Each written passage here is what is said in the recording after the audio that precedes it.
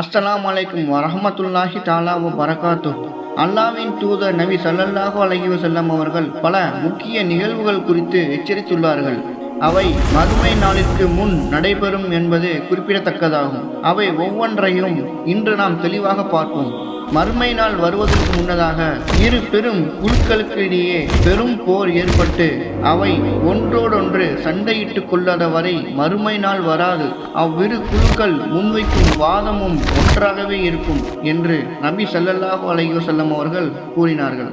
இரண்டாவது, தஜ்ஜால்களின் தோற்றம். ஏறத்தாழ 30 பெரும் பொய்யர்களான தஜ்ஜால்கள் உலகில் தோன்றாத வரை மறுமை நாள் வராது.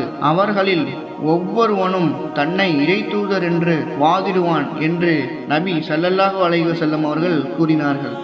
மூன்றாவதாக, கல்வியின் மறைவு மற்றும் உலகில் குழப்பங்கள். கல்வியாளர்களின் மறைவால் கல்வி கைப்பற்றப்பட்டு நிலநடுக்கங்கள் அதிகமாகி காலம் சுருங்கி குழப்பங்கள் தோன்றி கொலை பெருகாத வரை மறுமை நாள் வராது என்று நபி ஸல்லல்லாஹு அலைஹி வஸல்லம் அவர்கள் கூறினார்கள். நான்காவதாக, செல்வத்தின் பெருக்கம். உங்களிடையே செல்வம் பெருகி கொளிக்காத வரை மறுமை நாள் வராது. அப்போது செல்வன் தனது தர்மத்தை ஏற்பவர் யாரேனும் கிடைக்க மாட்டாரா என்று கவலைப்படுவான். அவன் அதை எடுத்து ஒருவருக்கு கொடுக்க முனையும் போது இது தமக்கு தேவையில்லை என்று அவர் சொல்லிவிடுவார் என்று நபி ஸல்லல்லாஹு அலைஹி வஸல்லம் அவர்கள் கூறினார்கள். கட்டடங்களில் போட்டி. மக்கள் கட்டடங்களை போட்டி போட்டுக்கொண்டு உயரமாக கட்டாத வரை மறுமை நாள் வராது. மேலும் ஒரு மனிதன் மற்றொரு மனிதனின் மண்ணறையை கடந்து செல்லும் போது அதோ நான் இவனுடைய இடத்தில் மண்ணறைக்குள் இருக்கக்கூடாதா என்று ஏக்கத்துடன் கூறாத வரை மறுமை நாள் வராது என்று நபி ஸல்லல்லாஹு அலைஹி வஸல்லம் அவர்கள் கூறினார்கள். சூரியன் மேற்கில் உதயமாகும் நாள். சூரியன் மேற்கு திசையில் இருந்து உதயமாகாத வரை மறுமை நாள் வராது. அவ்வாறு உதயமாகும் போது அதை காணும் மக்கள் அனைவரும் இறை நம்பிக்கை கொள்வார்கள். ஆனால் அதற்கு முன்பே இறை நம்பிக்கை கொள்ளாத அல்லது இறை நம்பிக்கை கொண்டும் அதை மெய்ப்பிக்கும் வகையில் நற்செயல் எதுவும் புரியாத எந்த மனிதனும் அப்போது நம்பிக்கை கொள்வது அவனுக்கு பயனளிக்காத நேரமாக அது இருக்கும் என்று நபி ஸல்லல்லாஹு அலைஹி வஸல்லம் அவர்கள் கூறினார்கள். திடீரென நிகழும் அழிவுகள்.